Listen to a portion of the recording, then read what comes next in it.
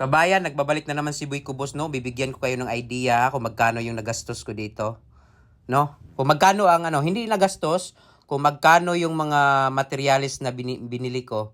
So ito kaban yung screw, hindi ko na, mura lang, tag-2 lang, 2 pesos lang yung screw. Tapos ito kaban, itong PVC pipe na number 3 ay 198 ang isang piraso niyan, no? Tapos yung elbow na yan, yung mga elbow na yan ay nagkakahalaga ng 20 pesos ang isang piraso. So ito 198 ang isang piraso niyan. So kailangan mo yan bilhin para sa bahay mo para maganda tingnan. Tingnan mo kabayan yung ginawa ko na maganda, di ba? So makikita mo dito, pupuntahan natin dito. Ito stainless ay hindi ko yan binili. Naghanap lang ako dito sa tabi-tabi. Kinat ko lang yan gamit ang steel cutter. No? Maghanap kayo dyan kabayan. Yan, tag 20 pesos yung elbow na yan kabayan. Yan, 20 pesos lang yan. So, maganda yan kasi para hindi yung tubig pag may ulan, walang patak. No, hindi patak. So, yan yung screw. At tag 2 pesos lang yan yung isang piraso niyan. Tapos yung fisher, pwede na kayo sa Tox kabayan or fisher sa mga wood na lang kabayan. Maghanap kayo ng wood. Dito banda kabayan ay lalagyan ko pa yan.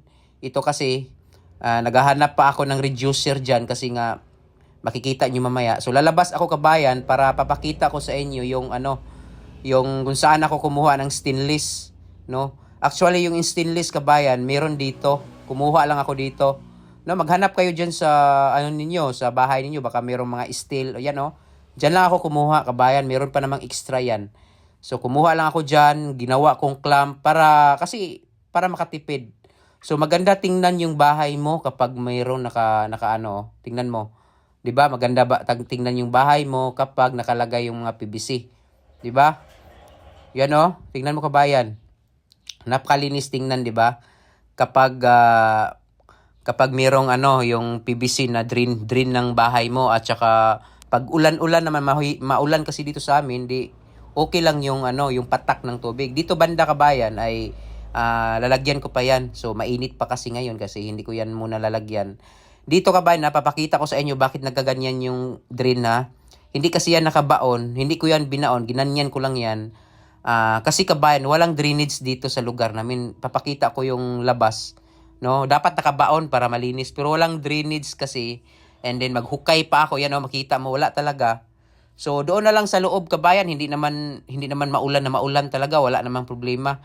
So next time bubutasan ko lang 'yan para lalabas yung tubig. Bubutasan ko yung gate ko para lalabas sa labas yung tubig at doon na pupunta sa ilalim ng lupa yung tubig na kung saan yung tubig ng ulan, no? Kasi ngayon naka-temporary pa. Pero pwede na yan kabayan, wala namang problema yan. Dito naman kabayan ay lalagyan ko pa yan. Ang problema ko kasi dito ngayon ay kailangan ko ng reducer muna.